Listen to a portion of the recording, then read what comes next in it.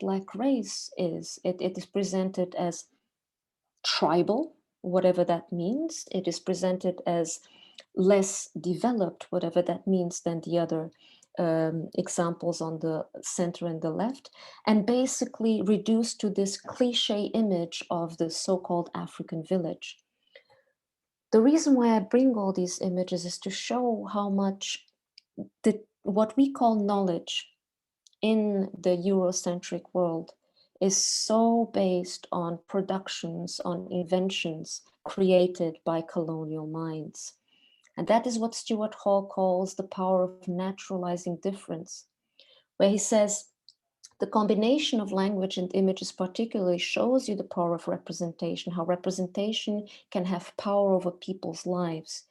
And when he looks at the representations of Blackness, which is his main point, he himself was a Black scholar, he says Blackness is completely overwhelmed with stereotypes. The stereotype of the lazy Black slave that doesn't want to work, the stereotype of the dangerous savage that's going to cut your throat if you're not careful, the stereotypes of the primitive culture that, as our slave owner told us before, that they cannot produce art, they cannot produce culture, they are just, they are pre-human almost.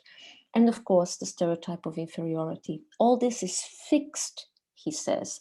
Stereotypes, says Stuart Hall, fix meaning to things and people so that we can no longer think of them separately, so that Black becomes, for example, considered naturally different from white. These ideas took centuries to really establish themselves in the white imagination, but I think more importantly, they also established themselves in the Black imagination, because the access that, for example, colonized Africans had to education was in the colonial period through white educational institutions. So they read books written by white people, by white colonizers. They learned the geography of the colonizing countries, the history of the colonizing countries, and therefore the ideology of the colonizing countries. And this is something that I think is really important to think about with Ngugi, who talks about colonial alienation. He says that basically he himself, growing up in Kenya during the colonial period, experienced this because he was forced to learn English at school, and then he was forced to read British books at school. There was a complete sense of dissociation, where his natural environment and his social environment did not connect. His natural environment of home, of family, of the community was completely at odds with the environment he met at school. At home, he was speaking his native language, he was practicing his own customs, he was part of a community. At school, he was taught that being Black was being dirty and inferior and all these things. And he says this produces a kind of a strange mirror image for the colonized Black child. It says the location of this great mirror of imagination was necessarily Europe and its history and culture, and the rest of the universe was seen from that center. So he was always learning to look at the ideal as a European ideal through the language and through the literature. And I think that's a really important point to keep in mind about how language brainwashes the colonized subject. Now here I could move on to the second and last part of my presentation, where we look specifically at some examples of what that means to then translate from an indigenous language to English and then force that English translation on colonized people. Hausvrau, shall I just continue and we do the discussion afterwards? I think so. I would Mhm. also say for anyone that has had any questions already in this first part to maybe come forth. The points I had, I think, were were very clear. There's one thing that came to Mhm. mind. So while people maybe think of a questions for this first part, you were there also in the Cine Brasil Marginal. Mhm. I think 2 3 years ago, when Monica Francisco came as a guest. Monica Mhm. Francisco is a black politician in Brazil, specifically in Rio de Janeiro, and there was something that you mentioned now that reminded me of what she was speaking about. That racism in Brazil specifically, she was mentioning, works in a way that um, it's not even talked about as much as in the US because the black person from a young age knows the places that they don't have access to and the places that they will not be accepted. So I think uh, um, that that goes with what you said about the alienation of the colonized people when this gets into the imagination of black people because then they already see this difference. Yes. That is, I think, a great example, Hausvrau, and that's something that happened continually also on the African continent because I think you put it very well, you learn your place. And this is the language that also teaches you that. And I think Ngugi is also making that point that learning the English language meant that he also learned that he was inferior. Imagine what that does to your mind, that you're speaking a language in which you're already assumed to be inferior.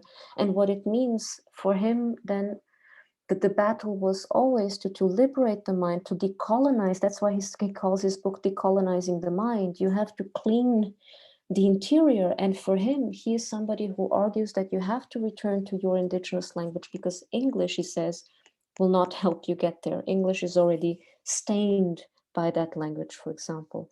And so it would be interesting, for example, to think in Brazil of how the Portuguese language has done the same, has produced a series of terms that are associated with Black people and indigenous people that automatically see them as inferior. And the opposite, all the terms that are associated with whiteness and superiority. And if we don't stop to think about this, we don't notice because this is working, this is the language that we speak, and we don't necessarily notice what we are doing. Yeah. Yeah. I think in the Brazilian context of Portuguese, there are many expressions that are not even words, but many expressions that relate uh, to the times of slavery. Yeah. And it's sometimes even really hard to find knowledge on where this comes from because your parents don't know, your grandparents don't know. It's been lost where it comes from in a certain way, but people still use it. And then sometimes even when you explain to people what it is and that they should stop using, they take it as like, oh no, it's just a saying, you know. But we're gonna get to language more on the second half, continuing now. Adna, would you like to add something to the conversation before we continue? I think what you just mentioned about certain words having a lot of power and people judging the power of the word and also sometimes diminishing the power of the word. And I was just curious if you could talk a little bit more about the significance of certain words and how it's very, very harsh if people judge other people if they are using these words.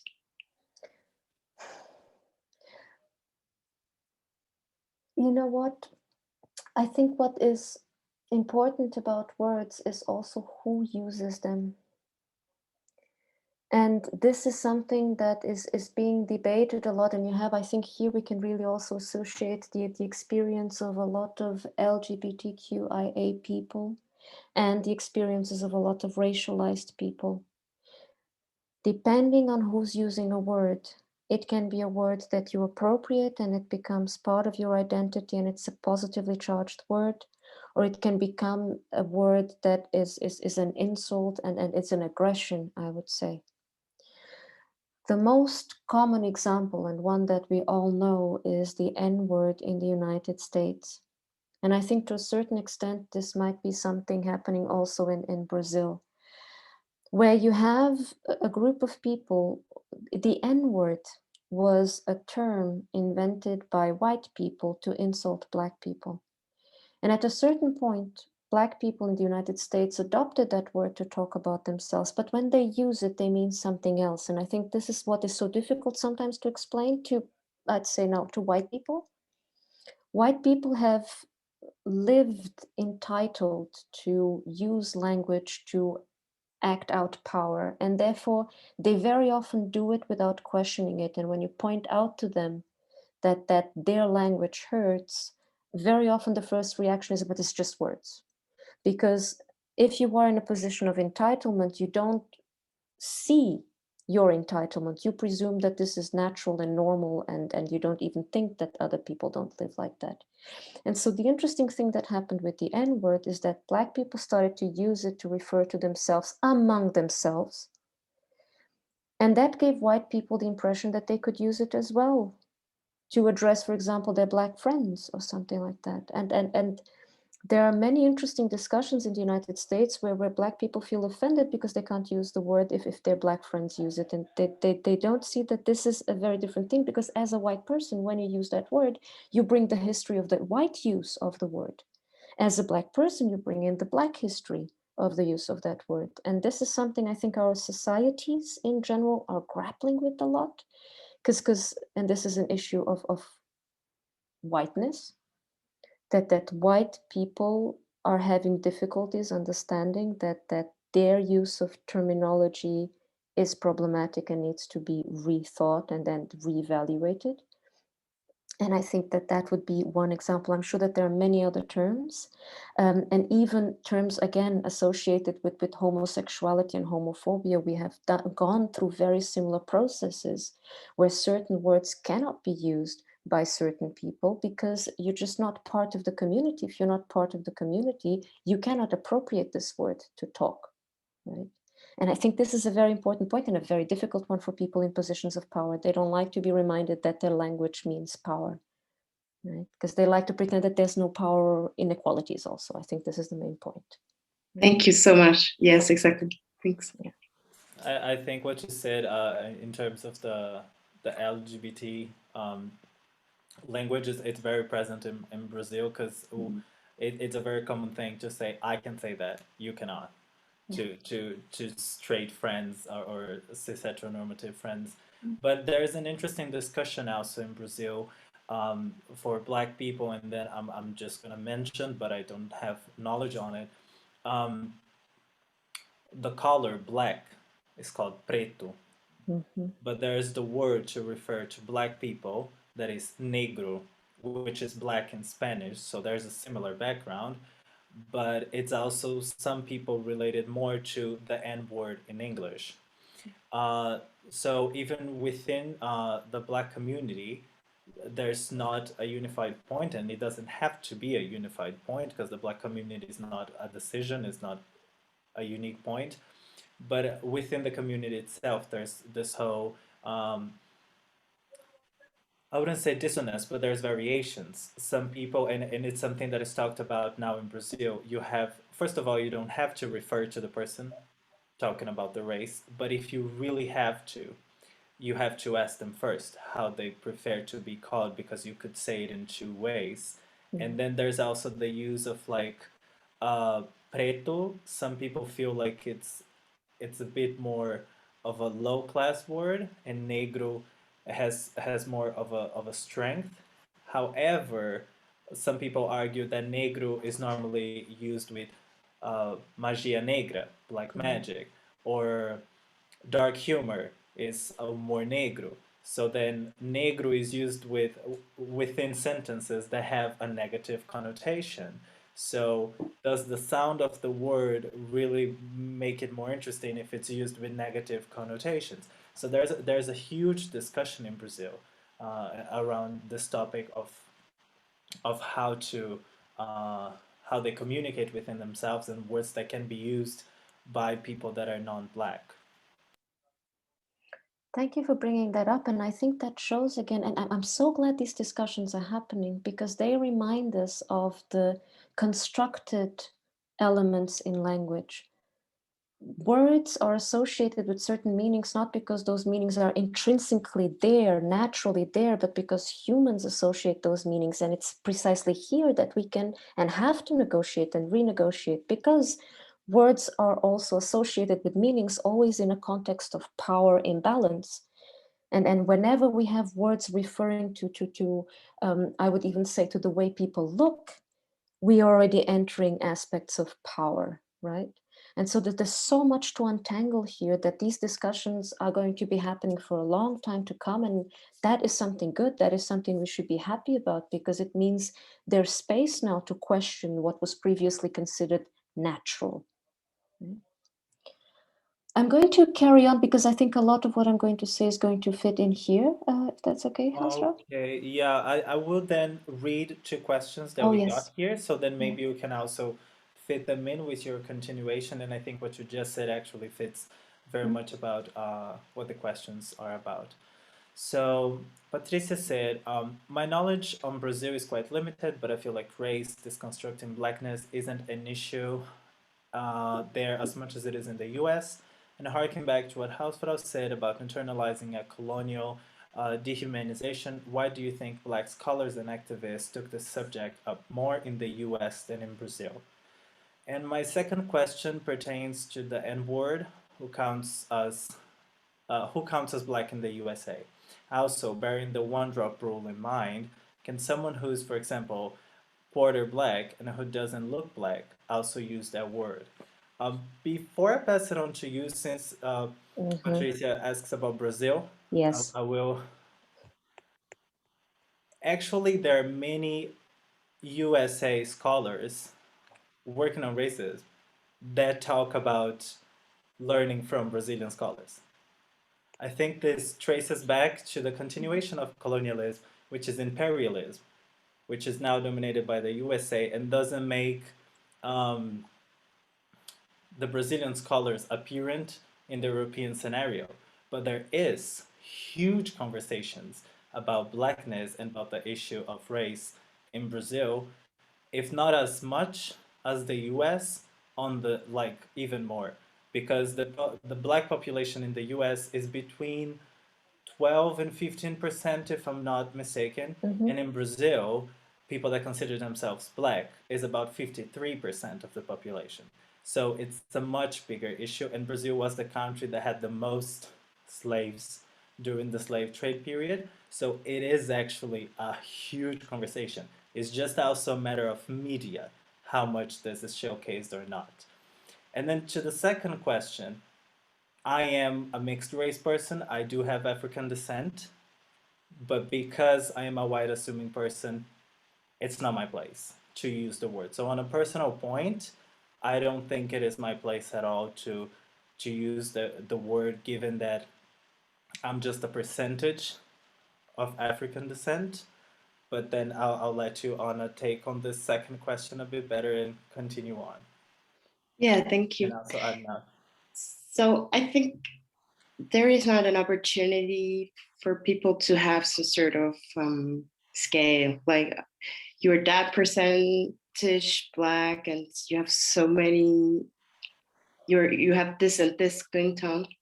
So that's not something that works, I guess.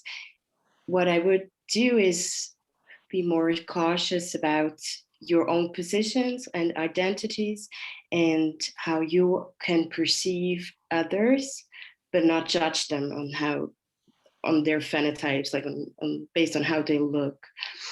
And then I think it's very important to also understand context. So it really matters in which contexts, which words are used. And this is why I cannot fully answer the question. I don't think there is an entitlement for people to say it if other people are being hurt by it.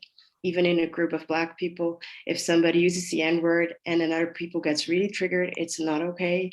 But on the other hand, it's not most people's places to tell other people not to use it, especially if they're non-Black.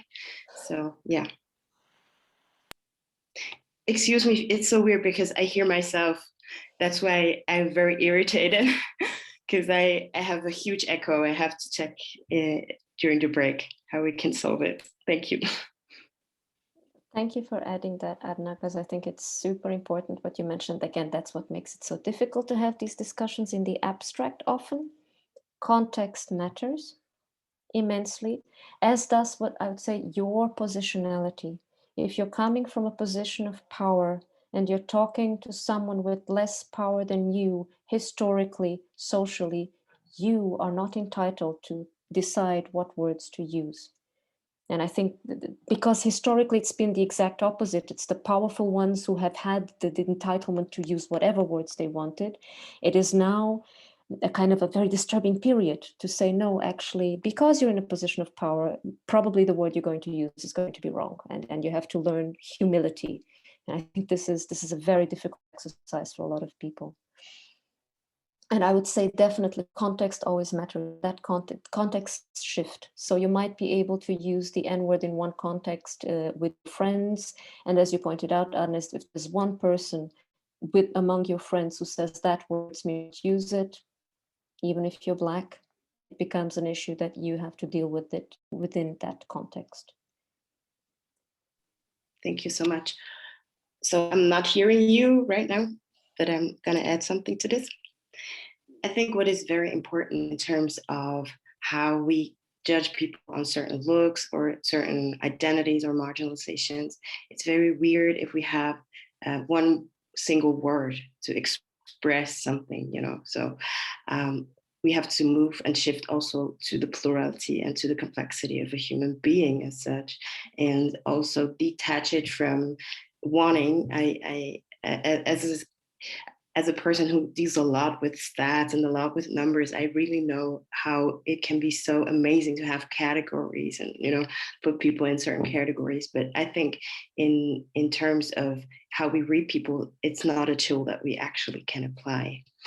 And then moving over also to this point of understanding and reading a room, it's a skill that a lot of people of color, they're very forced to do that, especially also what you mentioned with having always a feeling of your, not always, but often having a feeling of your ancestors' pain. So you enter a university and you know that it might have been happening that some of your forefathers, some of your foreparents had been portrayed there. You know, it was like people had opportunities to just look at Black people as objects, you know, in universities. And then you are moving to these spaces and you are sharing a spot with people who don't have any kind of feelings in their guts as they move through the halls. So I much rather want the discourse and the conversation moving over to a less, not on a level on, can I say this, can I say that, but also, as Anna really pointed out perfectly, to also really reflect and think who is the person that has got the power. And then also, if you have got the power, maybe also educate yourselves, not educate yourself in this kind of context that we have tonight, and not being approaching people of color to do work for you, to educate you. Yeah. Thank you.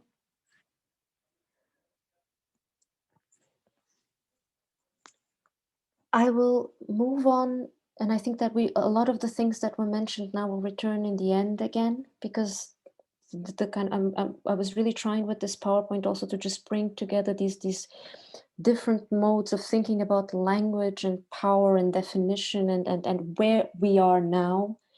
And this passage here, I think, goes very well with what Adena was saying also about, again, the representation and institutions of education, because in the case of the African continent, missionaries played such a big role in the education of people. This very often, for example, even Ngugi wa Thiong'o went to a missionary school. So many people could go only to schools that were actually run by Christian missionaries. And these were often men who came from the colonizing European countries in order to spread the message of the Bible.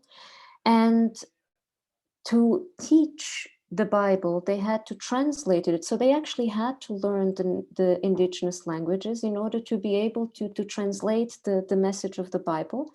But then in a second step, they also then were able to teach these indigenous children to speak English. And so we have here the role of missionaries is one that is very, very complex and very deep in a lot of colonized countries in Africa, and that continues to have a great impact still today.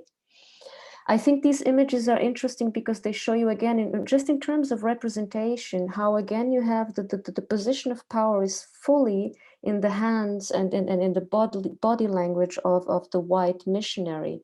And it's also, these are of course representations by white people, and they purposefully show a very submissive population, indigenous population, so that you again get this idea of inferiority, an inferiority that here is also presented as gratefulness, as if they could not educate themselves and had not been educating themselves for thousands and thousands and thousands of years before white people came with their books. So it's, again, sometimes really important for us to stop and look at all these representations that we consume without thinking necessarily about it. All of them are giving us a sense of inequality between white people and non-white people, where white people for some reason are featured as superior and better. And this is of course a construct. This is all the imagination, this is white imagination at work. One example that I found super powerful that I learned about at a conference some years ago was by a Nigerian scholar who is specializing in Igbo language, which is also his original language. And he looked at the translation of the Bible into Igbo, and Igbo is one of the main languages in Nigeria. And he focused, and this is what I wanted to show to you here, on one case study that I find stunning, which is the word ikombara in Igbo, which is a practice that Igbo communities had again for centuries, if not thousands of years, where a married person, a man or a woman, could have what is here called the paramour, which I think is a very lovely word because it's like a second lover or an extra lover, with the consent of the person that they are married to. It is not specified whether it's male or female, though I think in most cases the scholar is talking about men having a female lover when they have a wife and women having a male lover when they have a husband.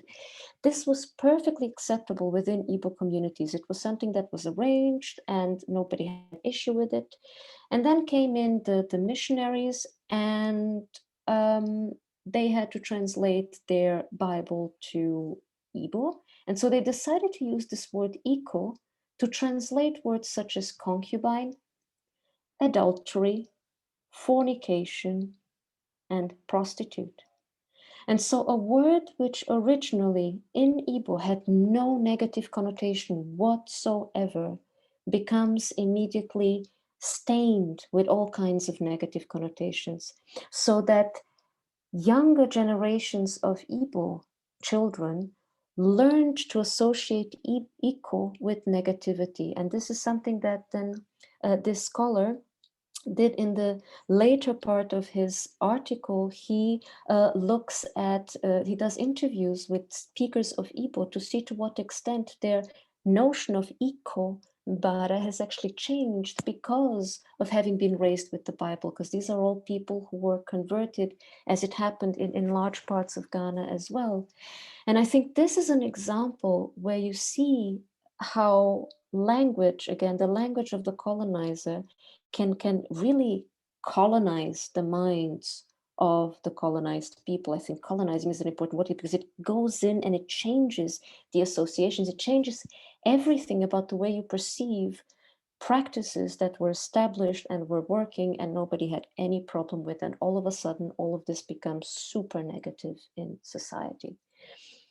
And the same then can be applied to now make the bridge to the topic that has brought us here today, more broadly speaking this week: homosexuality, heterosexuality, and all of these definitions. There are some very important and interesting books out there. I just selected here these two. One of them on the left-hand side is coming out in April, so keep an eye out on that, about studies in African homosexualities. And it's a whole bunch of scholars who are, of course, doing the work of proving that all kinds of non-heteronormative practices have always existed in all kinds of communities throughout Africa. And I think this is going to be a wonderful addition to these discussions.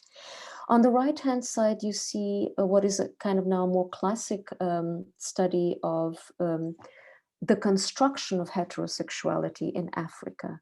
And Mark Epprecht, he's always quoted when these discussions happen, because he really argued that the idea that Africans are by definition heterosexual is a complete invention of, guess what, once again, European colonizers. This is an example from his text towards the end of his book, where he concludes about the fact that the idea that the whole of the African continent is heterosexual and anybody who deviates from that is basically a sinner, was an invention of European people. And I just want to again quote these parts in red. Originally, it was European authors who sought to lump all of Africa together according to perceived or preconceived sexual practices and more. They did so in often blatant language of racial prejudice.